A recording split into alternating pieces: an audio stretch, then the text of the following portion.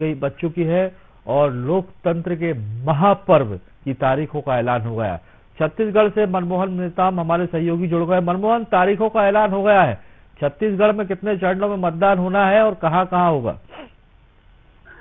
बिल्कुल, देखिए राजेश, छत्तीसगढ़ में कुल 11 सीटों पर लोकसभा चुनाव संपन्न होना है और जो केंद्रीय चुनाव आयोग है वो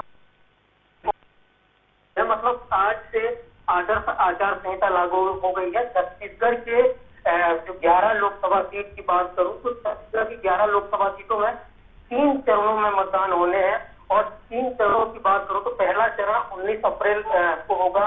19 अप्रैल को एक सीट पर मतदान होगा और दूसरे चरण की बात करो तो 6 अप्रैल को 3 सीट पर मतदान होगा और 7 मई को 7 सीटों पर मतदान होगा। छत्तीसगढ़ में जिस तरीके से 3 चरणों में मतदान संपन्न होने हैं तो बस्तर से चुनाव संपन्न होगा और दूसरे चरण में कांकेर लोकसभा, महासमुंद लोकसभा और राजनांदगांव लोकसभा में चुनाव संपन्न होना है। और सबसे अंतिम और तीसरे चरण की बात करो तो दुर्ग, रायपुर, बिलासपुर और कोरबा के साथ साथ रायगढ़, जांजगीर और सरगुजा जो लोकसभा सीट है यहाँ पर मतदान संपन्न होना है। देखिए, छत्तीसगढ़ के 11 लोकसभा सीट की बात करूं तो जो पहले चरण का मतदान होगा बस्तर लोकसभा सीट, ये अति संवेदनशील क्षेत्र है और कहीं ना कहीं तो चुनाव आयोग के लिए भी चुनाव संपन्न कराना सबसे बड़ी चुनौतियां होती है, क्योंकि बस्तर क्षेत्र नक्सल प्रभावित क्षेत्र है और शांतिपूर्ण और निर्विवाद रूप से चुनाव संपन्न कराने के लिए कहीं ना कहीं चुनाव आयोग के पास सबसे बड़ी चुनौतियां भी बन जाती है। तो इसीलिए बस्तर लोकसभा सीट को पहले चरण पर ही यहाँ पर मतदान संपन्न होगा। तो वहीं दूसरे चरण की बात करूं तो कांकेर, महासमुंद, राजनांदगांव ये दूसरे चरण पर यहाँ पर चुनाव संपन्न होंगे। तो निश्चित तौर पर अब तारीखों का ऐलान हो गया है, चुनावी बिगुल बच गया है, चुनावी शंखनाद हो गया है, वो खड़ी आ गई राजनीतिक पार्टी कांग्रेस चुनावी समर में कुछ पड़ेगी। निश्चित तौर पर तैयारी किस तरह से देखते हैं क्योंकि यदि 2019 के चुनाव की बात करते हैं हम यहाँ पर मनमोहन, तो भाजपा ने 9 सीटें जीती थी, कांग्रेस के पास 2 ही सीटें रह पाई थी। दोनों ही पार्टियों में मुकाबला कितना दिलचस्प दिखाई दे रहा है, किस तरह की तैयारी है? बिल्कुल, देखिए पिछले लोकसभा चुनाव की बात करें तो पिछले लोकसभा चुनाव में कांग्रेस सिर्फ 2 ही सीट जीती थी पूरे छत्तीसगढ़ में और बीजेपी ने 9 सीटें जीती थे और इस बार बीजेपी की प्रदेश की कुल 11 की 11 सीटें बीजेपी जीत कर देश के प्रधानमंत्री नरेंद्र मोदी के हाथ मजबूत करेगी। तो वहीं कांग्रेस भी इस बार दम भर रही है कि वो 2 से उसकी सीटें आगे बढ़ेगी।